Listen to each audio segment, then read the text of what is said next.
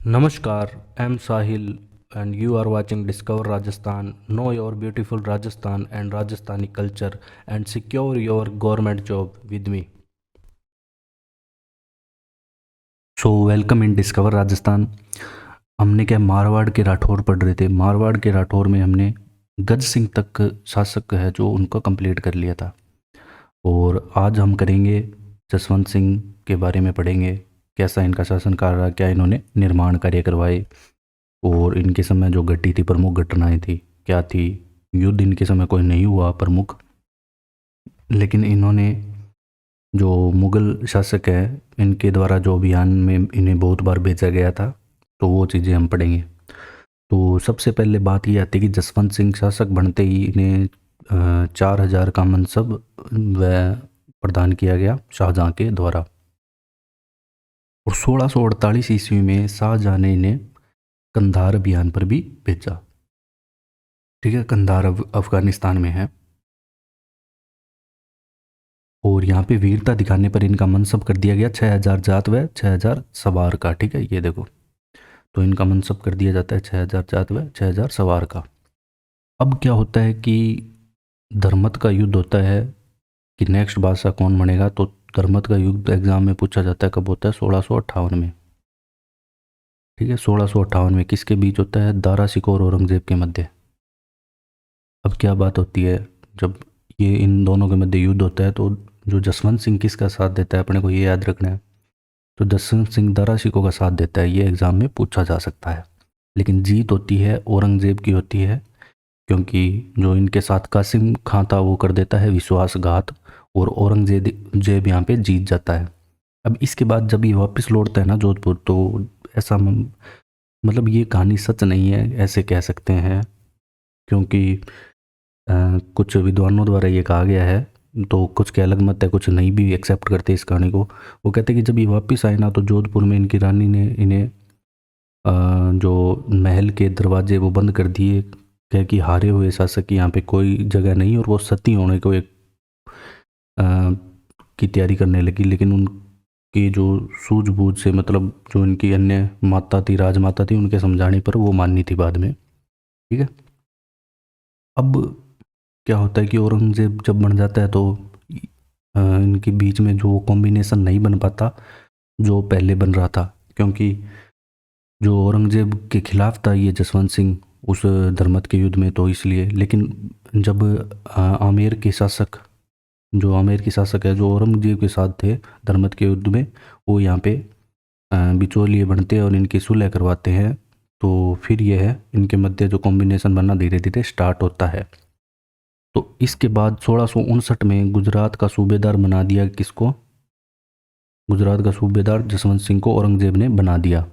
अब क्या होता है कि अन्य अभियान पे औरंगजेब भेजता है जसवंत सिंह को। सबसे पहले 1662 ईस्वी में मराठों के विरुद्ध अभियान पे भेजा। मराठों जैसे शिवाजी से लड़ने के लिए शाइस्ता खां को भेजा था, तो उसका साथ देने के लिए जसवंत सिंह को कहा कि तुम जाओ और उनको। लेकिन इस अभियान में असफल होते हैं, क्योंकि शिवाजी बहुत वीर और पराक्रमी शासक थे। और 1673 में है ना, इन्हें भेजा गया काबुल अभियान पर। ठीक है, काबुल। अब काबुल में क्या होता है कि इनकी मृत्यु भी वहीं हो जाती है 26 नवंबर 1678 को। और मृत्यु के समय इनका मनसब है ना 7,000 का रहता है। मृत्यु के समय इनका मनसब 7,000 का रहता है। मनसब आपसे एग्जाम में नहीं पूछेगा, तो सो डोंट वेरी।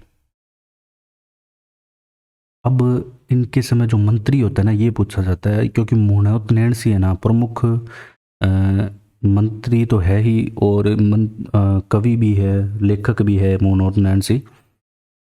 ठीक है, तो ऐसे पूछा जाएगा कि मुहूर्त नैणसी किसके समय किसके दरबार में मंत्री था, आपसे एग्जाम में ये पूछा जाएगा। तो आपका उत्तर होना चाहिए जसवंत सिंह के दरबार में मुहूर्त नैणसी मंत्री था। तो ये क्वेश्चन आपसे एग्जाम में पूछा जाएगा कि किसके दरबार में मुहूर्त नैणसी मंत्री था। जब हम बात करते हैं इनके समय के अन्य दरबारी कवियों की, तो अन्य दरबारी कवि में पहला आता है दलपत मिश्र, जो जसवंत विलास की जिसने की थी रचना, जसवंत विलास की रचना की। ठीक है, तो ये पूछा जाएगा कि जसवंत विलास की रचना किसने की। ये बहुत बार एग्जाम में, ये क्या कि आप बार बार पढ़ोगे जब भी आपको याद होंगे जो ये इनकी रचनाएं हैं, क्योंकि ये कन्फ्यूजिंग करती है बहुत ज़्यादा। और इन्होंने क्या है कि दक्षिण भारत में औरंगाबाद के पास जसवंतपुरा नामक कस्बा भी बसाया था जब ये दक्षिण अभियान पे गए थे। अब निर्माण कार्य में इनकी रानियों द्वारा जो निर्माण कार्य करवाया जाता है वो देख लेते हैं। तो इनकी रानियों द्वारा अतिरंगदे एक रानी है, वो बनाती है जाना सागर तालाब।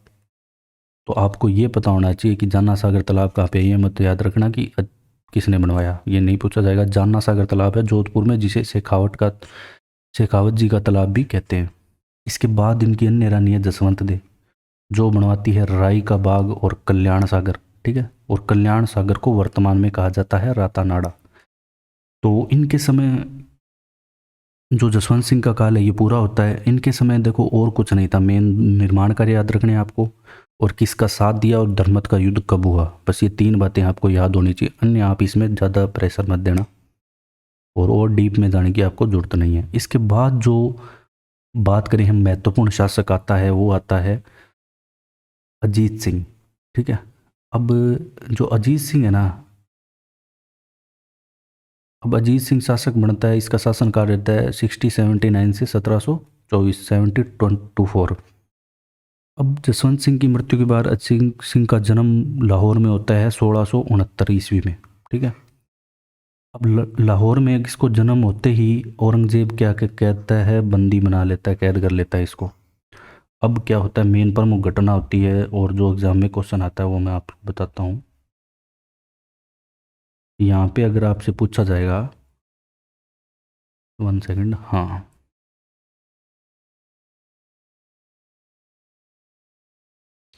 हाँ, तो जब औरंगजेब इन्हें कैद कर लेता है तो दुर्गादास राठौड़ और वाघेली महिला, जिसका नाम है गोरा, गोरा भी कहते हैं, तो इनके द्वारा इसको आज़ाद करवाकर कालिंदी गांव सिरोही भेज दिया जाता है।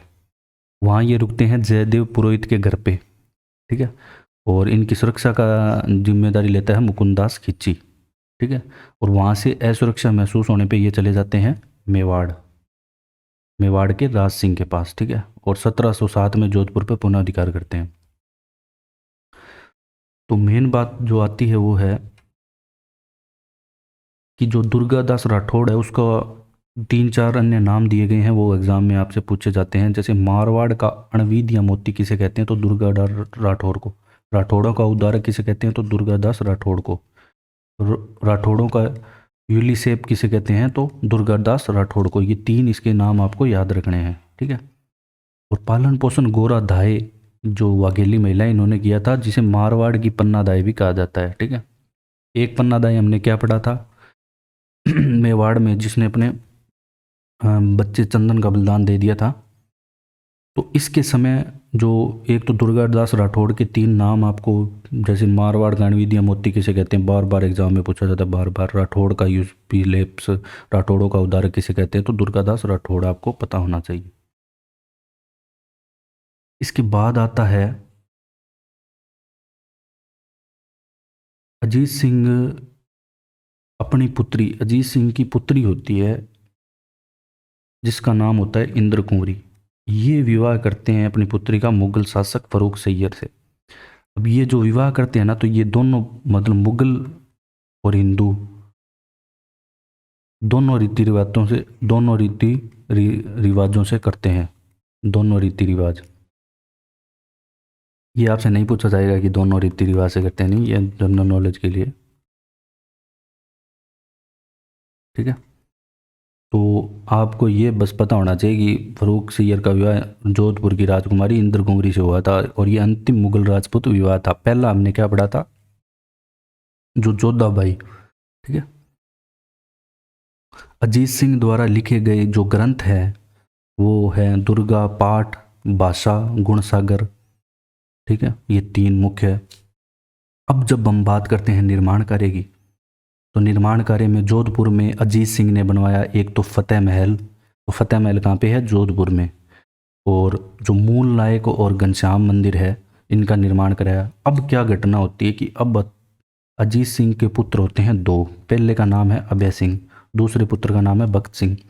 अब ये अभय सिंह होता है बड़ा पुत्र और ये है छोटा पुत्र।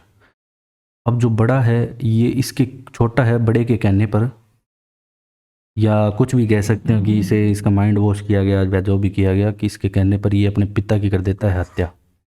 पिता की हत्या करने पर भगत सिंह कहलाया पितरहंता शासक और अगला शासक बन जाता है अभय सिंह।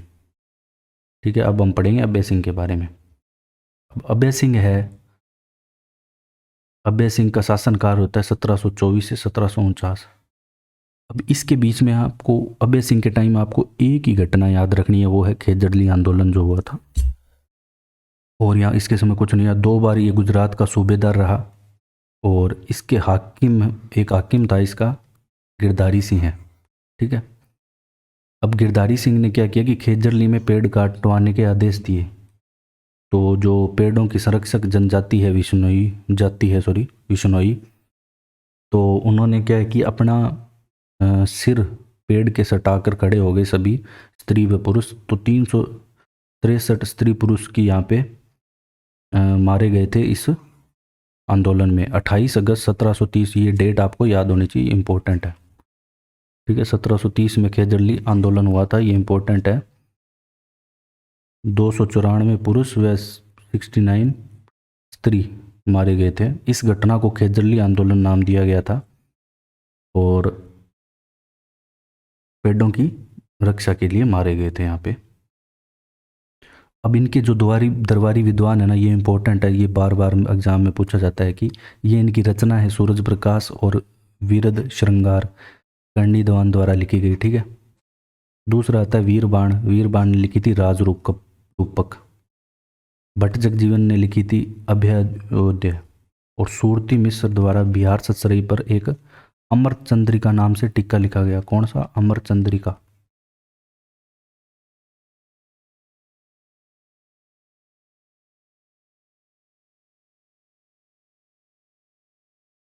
तो अभय सिंह के समय आपको याद रखना है एक तो इनके दरबारी विद्वानों के नाम और इनके द्वारा की गई प्रमुख रचना, प्लस में एक खेजड़ी आंदोलन। तो आज के लिए इतना ही। तो अगर आपको हमारा कंटेंट पसंद आया तो share and subscribe and discover Rajasthan. तो thanks for joining discover Rajasthan.